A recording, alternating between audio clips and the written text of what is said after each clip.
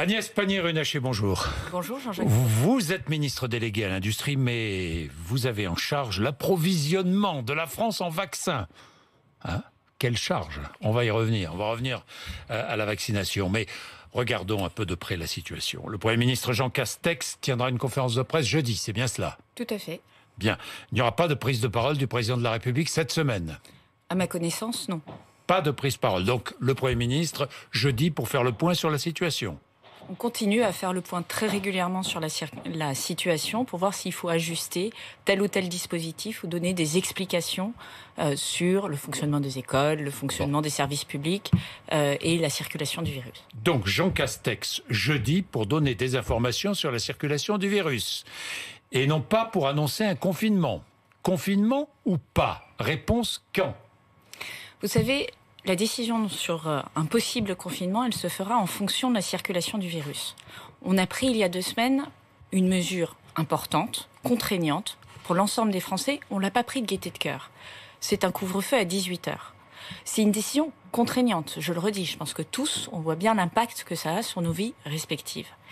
Cette décision, on va mesurer son efficacité à la fin de cette semaine, puisque ça fera 2 semaines et qu'on aura une idée de la manière dont ça ralentit ou pas la circulation du virus. Donnera les résultats de cette estimation, enfin de ce couvre-feu, de l'efficacité de ce couvre-feu. Je crois qu'on aura plutôt les données du côté de samedi, puisque le couvre-feu a été mis en place samedi il y a 2 semaines. Donc mais avant samedi, pas de décision de confinement.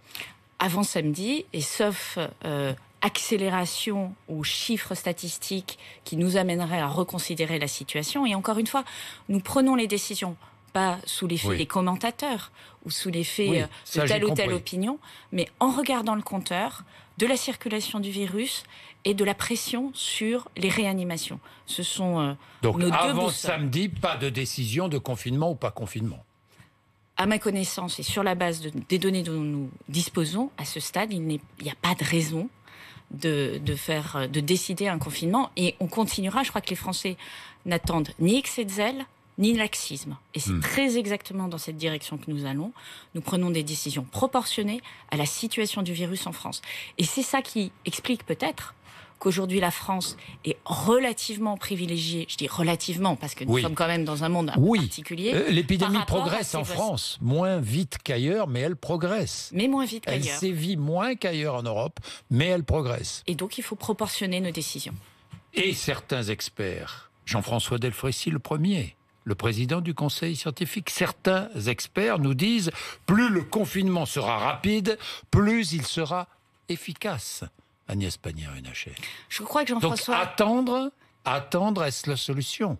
Je crois que Jean-François Delfrécy a précisé son propos ce matin, justement en disant attention, avec les variants, il y a un risque d'accélération de la circulation du virus. Il faut suivre ça d'extrêmement près, mais ce n'est pas nécessairement une décision qu'il faut prendre demain. En revanche, il faut tous suivre cette circulation du virus il a aussi dit, et potentiellement ajuster notre dispositif. Oui, mais il a aussi dit, avec les variants, nous sommes devant une deuxième pandémie. C'est ce qu'il a dit dimanche sur BFM TV, Agnès Pannier-Runacher. Tout à fait. Les variants, donc ça doit nous inquiéter. Les variants, c'est une situation dont nous devons prendre compte. Nous sommes en train de regarder l'efficacité des vaccins sur les variants. On a des premières indications qui ne sont pas définitives, je veux le dire, parce que ce sont des indications en laboratoire. Ça ne veut pas dire que ce soit des indications qui fonctionnent sur l'humain. L'humain est un peu plus complexe qu'un tube ASC. Pour le moment, Moderna indique en laboratoire une efficacité de son vaccin sur l'ensemble des variants connus. Pfizer-BioNTech indique plutôt une confiance sur le variant qui aujourd'hui est celui qui est le plus présent potentiellement en France, qui est le variant anglais, et plutôt un confort sur les autres variants, mais n'est pas aussi, je dirais, assertif que Moderna. Et nous allons suivre ça. Mais je veux dire aussi une chose. Les vaccins Pfizer-BioNTech et Moderna ont ce site particulier que vous pouvez assez vite adapter ces vaccins à des variants qui circuleraient. Ce sont des vaccins à séquence de développement qui sont plus souples, ils sont plus courts à développer. Et donc c'est une chance pour nous. Bien, je vais revenir sur les vaccins, sur les différents vaccins, parce que beaucoup de questions sont posées. Mais est-ce que le gouvernement hésite parce que la population est dans une situation difficile aujourd'hui, parce que les Français sont un peu déprimés. Certains sont en situation de détresse. Est-ce la raison pour laquelle le gouvernement hésite à prendre des décisions radicales? Je dirais deux choses. Encore une fois, je le répète, notre boussole, c'est la réalité de la circulation du virus. Nous sommes sur un plateau haute contamination. Ça reste un plateau. Ça reste inférieur à nos voisins qui ont pris des décisions de reconfinement. En revanche, il faut être, et vous avez complètement raison, extrêmement attentif à la situation psychologique des Français, à la situation psychologique des jeunes en particulier, ceux qui essayent de poursuivre des études, qui sont en distanciel, qui sont parfois dans des villes qu'ils connaissent à peine, qui n'ont pas eu le temps de tisser du lien social et qui sont à 20 ans dans des situations qu'on on voudrait... Donc, le président de la République hésite. Il hésite parce que la France est fragile. Non. Fragile psychologiquement. Il n'hésite pas parce que la France est fragile, parce qu'il a toujours pris ses responsabilités et pris des décisions avec le gouvernement courageuses, qui n'étaient pas forcément celles qu'attendaient les Français, parce que c'est sa responsabilité de prendre ces décisions. Mais en revanche, nous sommes collectivement, et le président de la République en premier, très attentifs à la situation psychologique. C'est pour ça qu'avec Frédérique Vidal, nous renforçons la prise en charge psychologique des jeunes. Je vais revenir sur les jeunes. Agnès Pannier-Runacher, je voudrais qu'on parle des vaccins. 3 vaccins. Donc 1, Pfizer-BioNTech qui est actuellement administré. Un deuxième, Moderna, administré à partir de quand? Qui est déjà administré. Déjà administré, oui, c'est vrai. Depuis 2 semaines. Notamment dans les régions qui sont sous tension. Où le virus circule. Où le virus circule. Bien, je voudrais parler d'AstraZeneca. Pourquoi? Parce que le gouvernement allemand doute de l'efficacité de ce vaccin, le vaccin d'AstraZeneca, sur les personnes les plus âgées, les plus de 65 ans. 8% d'efficacité pour les plus de 65 ans. Est-ce que vous confirmez ces doutes? Est-ce que nous, Français, nous avons les mêmes doutes? Sur le vaccin AstraZeneca, l'autorité de santé va analyser les données très précisément. Ce dont nous disposons, c'est un taux d'efficacité global qui serait, je ne suis pas médecin, donc qui serait aux alentours de supérieur à 60%. Ça, c'est le premier élément. Global. Le deuxième élément, c'est de regarder quelles sont les données dont nous disposons sur les plus de 75 ans, dont vous savez que c'est aujourd'hui la population la plus vulnérable, sur les plus de 65 ans et sur les plus de 55 ans. Et c'est sur cette base-là que les autorités de santé ajusteront leurs recommandations vaccinales en disant, au fond, peut-être peut-on vacciner tout le monde, mais nous recommandons d'utiliser ce vaccin plutôt pour tel type de population. Le vaccin AstraZeneca, c'est ce que se préparent à décider les Allemands. Le vaccin AstraZeneca ne sera administré qu'aux moins de 65 ans. Est-ce qu'en France, on pourrait faire la même chose? Est-ce qu'il va être homologué par l'Union européenne pour les plus de 65 ans? La question est posée. La question est posée, c'est pas à moi d'y répondre parce que c'est une autorité indépendante. C'est une autorité indépendante qui décidera s'il faut mettre une limite d'âge. Je ne comprends pas que ce soit la direction que prend l'agence du médicament, mais encore une fois, c'est une agence indépendante et elle prendra sa décision en conscience. Bien. Sur cette base-là, la Haute Autorité de Santé fera des recommandations et travaillera avec le ministre de la Santé pour définir le bon usage de ce vaccin. Ce vaccin, il a un intérêt, une logistique. Alors, il n'est pas cher, mais surtout, il a une logistique très simple. Vous n'avez pas besoin d'avoir des super congélateurs à moins 80 degrés. Il est plus stable et le respect de la chaîne du froid est plus simple. Donc, ça ouvre des perspectives et il est adapté à un certain type de population. Mais vous avez raison de souligner que ce n'est pas la solution miracle à nos sujets de vaccination. Aujourd'hui, Pfizer, BioNTech et Moderna ont des taux d'efficacité de plus de 90%. Supérieur. C'est une prouesse technologique. Bien, AstraZeneca, encore un mot sur les livraisons d'AstraZeneca. Le patron d'AstraZeneca regrette le comportement égoïste de certains pays. Est-ce que ça explique les retards de livraison ? À ce stade, je ne suis pas suffisamment, je dirais, au clair sur cette situation. Je sais qu'AstraZeneca, en tout cas c'est ce qu'ils nous disent, et ils nous le disent depuis un certain temps, ont des difficultés de monter en capacité industrielle. C'est quelque Contrairement aux promesses tenues. C'est quelque chose de très courant. Aux promesses avancées, pas tenues, justement. Jean-Jacques Bourdin, moi il se trouve que j'ai travaillé dans l'industrie et j'ai fait des lancements de production. Des déviations d'une semaine, de 2 semaines, où vous essayez de faire en sorte que votre production industrielle soit au bon niveau de qualité et au bon niveau de volume, c'est extrêmement courant. Et c'est normal. Je rappelle que faire un vaccin en un an, avec un taux d'efficacité de ces niveaux-là, parce qu'AstraZeneca, c'est un taux d'efficacité élevé, moins élevé que Moderna et Pfizer, mais très élevé. C'est une prouesse technologique et industrielle extraordinaire. Sachons le reconnaître. Ensuite, nous serons extrêmement vigilants. La Commission européenne, nous l'avons demandé, nous les Français, mais nous ne sommes pas les seuls. Nous irons auditer l'usine d'AstraZeneca en Belgique, comme nous avons fait un contrôle la semaine dernière dans l'usine de Pfizer, pour 2 raisons. La première, s'assurer qu'on ne peut pas apporter un support à la production. La deuxième, pour s'assurer que ce qui nous est dit par le laboratoire pharmaceutique correspond bien à la réalité. Par ailleurs, la présidente de la Commission européenne a été très claire. Nous allons mettre une vérification, un contrôle des exportations de ces produits pharmaceutiques aux bornes de l'Union européenne. Pas pour empêcher ces produits d'être exportés. Il est normal qu'un certain nombre de pays soient approvisionnés. Et c'est une fierté qui le soit depuis la France. Mais juste pour compter les doses, pour compter les doses qui sortent. J'ai compris. J'ai compris, pour pas que AstraZeneca vende des doses ailleurs, dans le monde, au détriment de l'Union européenne. Soit pour s'assurer que le fantasme en est un, soit pour remettre l'église au milieu du village. Oui, j'ai compris. Dites-moi, les Français seront-ils tous vaccinés fin août ?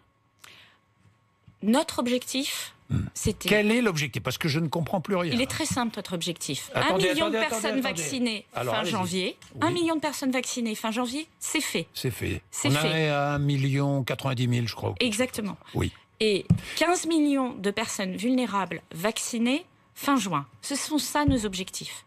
Qu'on ait ensuite la capacité à vacciner 100% des Français, parce qu'il faut un certain nombre de conditions. Entre fin juin et fin août, passer de 15 millions à 66 millions, ce sera difficile quand même. Non, mais c'est la capacité à vacciner, c'est-à-dire le nombre de doses permettant de le faire, si nous avons bien les autorisations de mise sur le marché et si nous avons bien le calendrier de livraison. Pourquoi n'aurions-nous pas la capacité ? Mais parce qu'il y a des Français qui ne voudront pas se vacciner. Nous n'allons pas leur imposer cette vaccination. Je vous dis ça parce qu'il y a eu un peu confusion, plus que confusion même. Je ne comprenais plus rien entre Olivier Véran, le secrétaire d'État en charge de l'enfance, Adrien Taquet, qui dit une grande majorité de la population sera vaccinée cet été, 40 à 50 millions. J'ai Jean-François Delfrécy qui nous dit 40% de Français vaccinés à la fin de l'été. Le contraire d'Olivier Véran, enfin... Franchement, il y a eu confusion. Un objectif, Jean-Jacques Bourdin. 15 millions. 15 millions. Les personnes vulnérables, celles qui risquent de faire des formes graves, celles qui risquent d'arriver aux urgences de nos hôpitaux.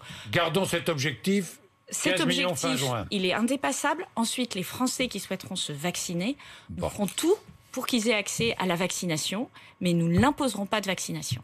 Est-ce que certains pays, je vais vous poser une question directe, offrent plus d'argent pour se faire livrer plus vite et en plus grande quantité ?